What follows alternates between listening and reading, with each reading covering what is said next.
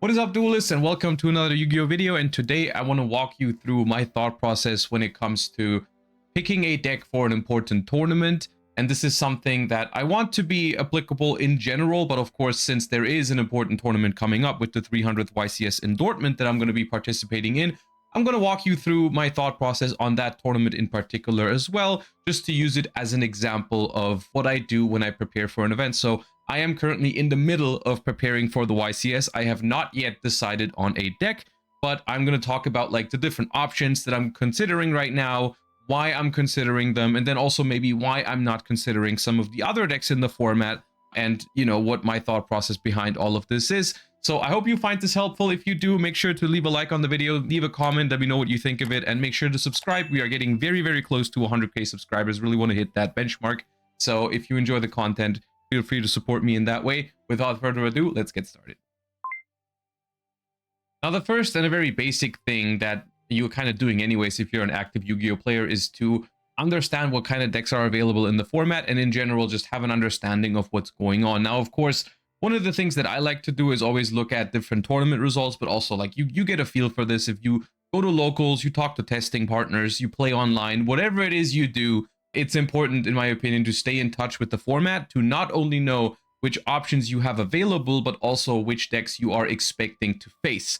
So at the current example in the current TCG format, there are actually a pretty wide variety of decks that you can choose or that you can expect to face. But like most importantly, of course, at the moment, we're talking Draco Tail. A lot of the tournaments at the moment, at least from the first weekend of Burst Protocol Regionals, have been showing Draco Tail as the top contender in the top 8s. But also, of course, it is the deck that is being talked about the most. But as you can also see from some of these just example regional top 8 breakdowns that I'm bringing up here, is that we have a pretty wide format. We see decks like Radiant Typhoon, Vanquish Soul, even Malice is in this top 8 here. Mitsurugi is still a thing. People are playing Yummy variations. There's a whole bunch of decks that you should be familiar with. And of course, in order to make the best choice, I need to understand what kind of decks are around, what I'm expecting to face. At the moment, I think my biggest focus is on beating Draco Tail, or at least having a solid matchup into Draco Tail, and all the other decks. It's basically a bonus to have a good matchup into the other decks, but they are something to be considered, of course, as well.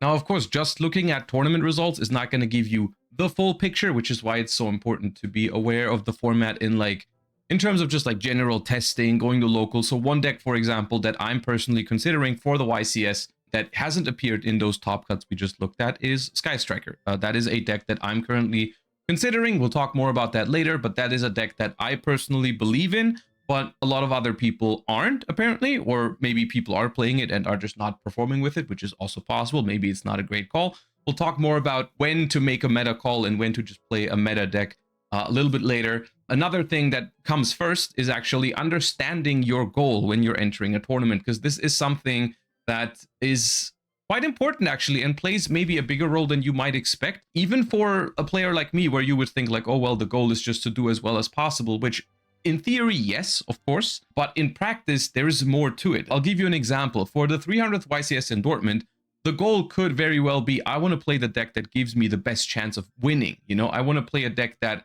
if I make it to day 2, or if I make it to top 8, it has the highest chance to win the entire tournament, because I want to win this tournament no matter what.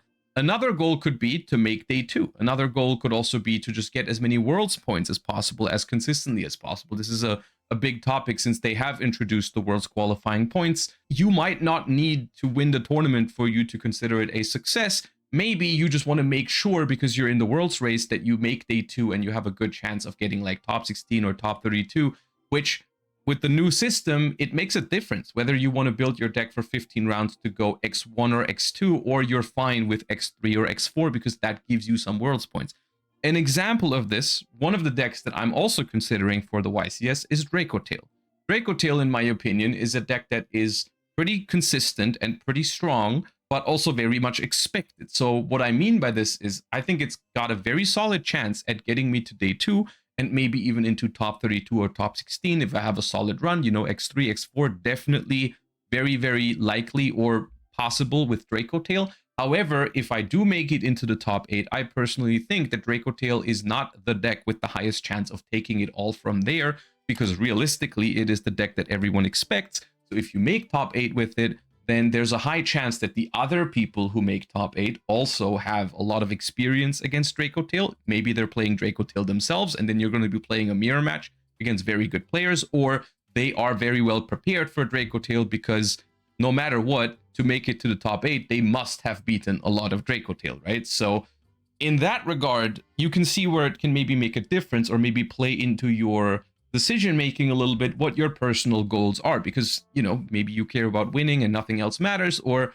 once again, maybe you're happy with day 2 and so you just want to play a consistent deck that you know very well, and so on and so forth. All things that can play into your decision. And this is something that in the past, if my goal was to try and win an event, I was much more willing to make a meta call, whereas in seasons where I was mostly focused on just doing well or getting some worlds points, I was playing more maybe consistent meta strategies, right? And this gets me into another interesting point, which is playstyles, because playstyles do exist in Yu-Gi-Oh! It is a point of that people argue over, because for the longest time, and this is something that I also used to believe, people were saying like, oh, playstyles shouldn't exist. You know, you should just pick the best deck, period. You shouldn't pick the deck because you like it more than another deck, simply because you're giving yourself worse chances if you're playing a deck that is worse just because you like it more, right? And this, on a surface level, I think is true. In theory, your personal preferences, if you're trying to do as well as possible, shouldn't matter, right? You should just pick whatever you think is the best deck. However, I do think it is a little bit more personal than that, because ultimately we are all humans and we have personal preferences, and ultimately this is a game that we're playing, even if it's a competitive one, and you're trying to enjoy yourself, not only during the tournament, but also in your preparation phase. And something that I found, at least for me personally, that's working better is if I play decks that I enjoy, because then I have more motivation to play them in anticipation of the tournament, so I'll have better practice. You know, could I do well if I ever decided Malice was the best deck for a tournament and I just play it up and down the week or two before the event and try to learn about it as much as possible? Maybe, right? But because I enjoy other playstyles a lot more, I haven't really been doing that, because I don't believe I will enjoy my time doing all of this. And ultimately, this is something that works for me better, is if I enjoy the decks that I'm playing. Maybe this is something that differs for other people, but I think it's been shown over and over and over again that people that, you know, learn a deck inside out and master it can do well with it. And ultimately, who's to say what the best deck really is, when realistically in modern Yu-Gi-Oh, most of the time we have a variety of different options, as we saw earlier, of decks that are all very close to each other, right? Like, let's say a certain deck has arbitrary scaling, a power level of 55, and another deck has a power level of 57, you know, but then you play the deck that has a power level of 55 better, just a little bit better than the other deck, and then all of a sudden it's the same thing for you personally. So ultimately, I'm a believer that you should be enjoying your time in general when you play this game, whether it's in the preparation phase or during tournaments. And it just happens, like, we're all human. If we enjoy a deck more, we're gonna play it better, which is especially true the longer you play this game. You know, for me, I've been playing this game a long time, and the more often I play the sort of strategies that I enjoy, the more often or the more used to I am to the game states that they create, so the better I play them, right? Is at least how I feel about it. So I think there always needs to be a balance. Of course, there's a reason why I'm not considering Paleozoics for the YCS, for example, because still ultimately I want to do well, and so the deck needs to fulfill at least like the minimum requirements of being like a strong deck. I need to believe that it can win, but within that realm, usually there are a couple of decks that I believe can win. Like, for example, 300th YCS, do I believe Draco Tail can win? Yes. But do I believe Radiant Typhoon, Vanquish Soul, or Mitsurugi, or even Sky Striker is a deck that I'm considering? Do I believe those can win? Yeah, otherwise I probably wouldn't consider them. There's always a choice to make. And so when I choose between two decks that have roughly the same power level, I'll be inclined to pick the one that I personally prefer. Which leads me to the question of when you should play meta decks and when you should play rogue decks, or when you should try to make a meta call. Because I do believe there are both kinds of players. There's the player that always tends to play like the meta deck, that always tends to play what everyone considers to be the best. And then there's the player who always tries to make a meta call, always tries to do something special because they like catching people off guard. And of course, as I talked about earlier, both of those ways have their advantages, right? Like a strategy that catches people off guard, I think, has a higher likelihood in general to if they get deep into the tournament to convert that into a potential win. Whereas the other, the meta player, has a higher chance of doing well in general and getting like consistent X1, X2, X3 records depending on the size of the tournament. But then there's a high chance that they will run into people that are expecting their strategy, right? So how do you make a decision? Personally, I don't believe that it's correct to always do one or the other, unless, of course, this is once again a personal preference of yours, like you just love to play meta or you love to play meta calls or make meta calls. Sure, by all means do that. From a competitive perspective, I think it's important to remain balanced in that sort of thing, to basically tell yourself, okay, I'm going to try to make a meta call when I really believe it's a good time to make a meta call. But also, if I'm trying to make a meta call super hard and it doesn't work, you shouldn't waste too much time in your preparation on that. If there's a solid meta deck that you like or that you think is really strong, and that most importantly has a good mirror match too, then, you know, there's nothing wrong with playing that if you're trying to do well, because ultimately people play Yu-Gi-Oh! To very varying degrees of skill. And so if you just pick one of the meta decks and you learn it and you master it and you play it better than everyone else, there's a really high chance you're going to do well, because most Yu-Gi-Oh! Formats are quite skillful. Now, of course, there's outliers. There's formats where, for example, Tearlaments was by far the best deck. And if you are not playing Tearlaments, you are actively hurting your chances of doing well. 100% that happens. And it's important to recognize that. You know, I remember for Tearlaments format, there were some YCSs where I was just, even though the Tearlament mirror match was really good, I was trying to make a meta call. I spent a lot of time testing different rogue strategies to trying to find an edge against all the Tearlament players, and it just ended up not working, and that time was a little bit wasted. But it happens, you know, like if you want to put in the time to try and make a meta call, I think it's always worth a try, but keep in mind that it might not always be the best choice in the end. Then again, I have other examples. When I won YCS Prague in 2017 with Paleozoics, that was basically a deck that was on not many players' radars, but it just happened to have a really good matchup against the deck that people considered almost tier 0, which was Zodiac at the time. And that ended up being a very good meta call for me. And so it's important to have that in your mind, to try and understand. Of course, once again, I'm giving you tools to make decisions. You're not always going to make the right decision. You know, I've played tournaments where I picked a meta deck and it didn't do well. I've played tournaments with rogue decks and I didn't do well. You're always trying to get yourself the best chances. That doesn't always mean it's going to work out. You know, it's just something that you got to understand as well. Is like sometimes you're going to make incorrect decisions. Sometimes you make the right decision and it still doesn't work out. Sometimes you make the wrong decision and you still top or maybe even win a regional or bigger tournament. But ultimately, it's all about the preparation, right? You want to make sure your preparation is as best as it can be, pretty much, is what I'm trying to do. So with all those concepts in mind, let's maybe take a little bit of a look at the current format and talk about the current decks, just to see all of this in action a little bit, right? To help conceptualize the things that I've just said, right? Like all of those concepts that I've given you, how do I apply this to the current format? Now, the decks that I deem playable right now is obviously something, I've made a tier list about this. We saw some regional results earlier. There's a couple of decks that I think are decently well positioned in the current format personally. Let's go over some decks, or let's go over the most important decks in the format and talk about why or why not I personally consider them a little bit closer. All right, so let's start with the obvious elephant in the room, Draco Tail, a deck that for obvious reasons I am considering for the upcoming YCS. I like the playstyle of a deck. I think it fits my more grindy playstyle very well. It's a deck that I have experience with. It's a deck that I've played in basically every format.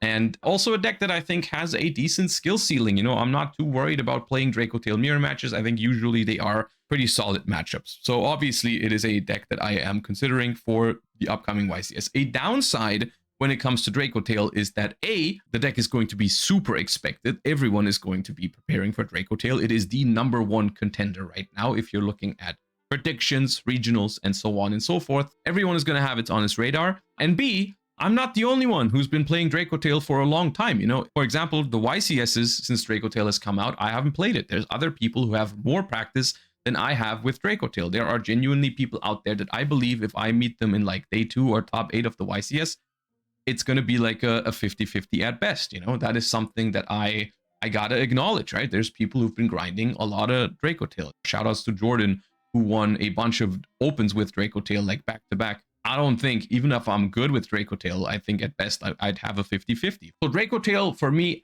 as of now is basically the option that I am picking if I'm content with making it to day 2 and just getting some worlds points, right? Which is something that maybe is the rational thing to do, maybe because I am somewhat in the world's race in Europe right now. I think I'm 25th right now, and you need to be top 16. So it's still possible, the worst spot. And realistically, if I get some decent points with Draco Tail, I'm very much still in it. So that's why I'm currently thinking about picking it. But it always feels weird to me to pick the deck that I think is like likely to get me to day 2, but not likely to get me the win. Because realistically, like I said earlier, if I make it to top 8, I don't think the chances of me winning the whole event are the biggest. Of course, they're not zero. Like if I make it to top 8, which is a big if, but if I were to make it, there's a chance I win.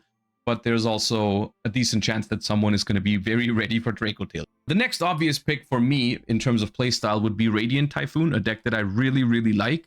And I am considering it, but it's been a little bit like moved to the back of my priority list, because I'm afraid of its consistency. It's not the most consistent deck. It has like 12, 15 starters if you want to be generous, because like Crocea and Megala don't really count, and you can play more if you play Noble Knight's Shield Bearer or you play Tanky. You know, those are all things I've tried.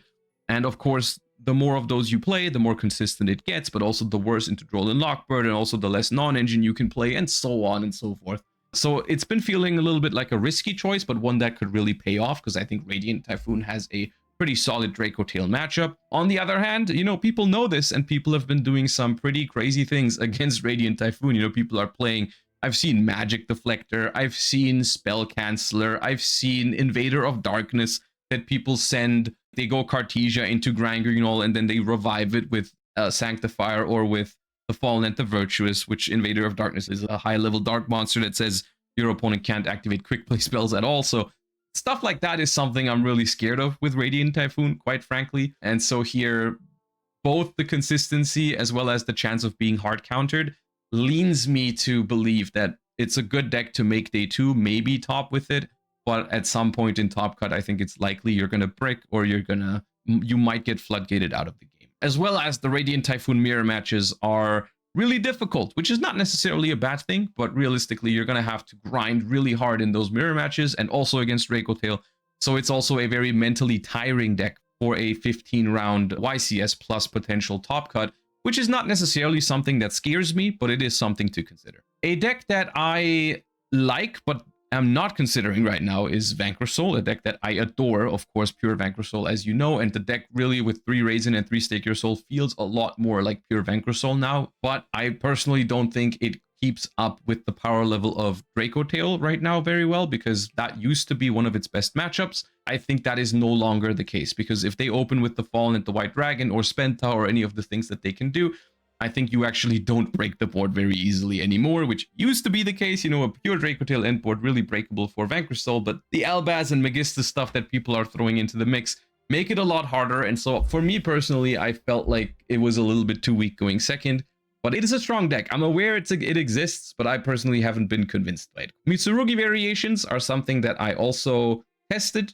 for the YCS, and I personally felt like they were okay. I think it's definitely possible for people to top with Mitsurugi, so in theory it's an option. In practice, I've just kind of like put it to the back a little bit, because slightly inconsistent, not as good of a grind game anymore with one Habakiri. However, I like the fact that it is one of the decks that can still play Dominus Impulse. Personally, unlikely that I would play Mitsurugi. I mean, at this point, we are 3 days before registration when I'm recording this. It's probably going to be uploaded in 1 or 2 days. So I'm currently not considering Mitsurugi. So it's very unlikely that you'll see it. My meta call for this tournament, if I were to want to make a meta call, would be Sky Striker, a deck that I've, of course, you guys know I really, really like that deck. Oh my god, yes, I love Ray. I would die for Sky Striker A's Ray. I think it's really grindy. I think essentially like a little bit like Radiant Typhoon in its concept. You know, you got a lot of power spells. I think the difference is it's slightly weaker going first, but stronger in the grind game, and also has, in my experience, a strong Radiant Typhoon matchup. So like instead of playing Radiant Typhoon mirror matches, I think you're playing a deck that is favored into Radiant Typhoon.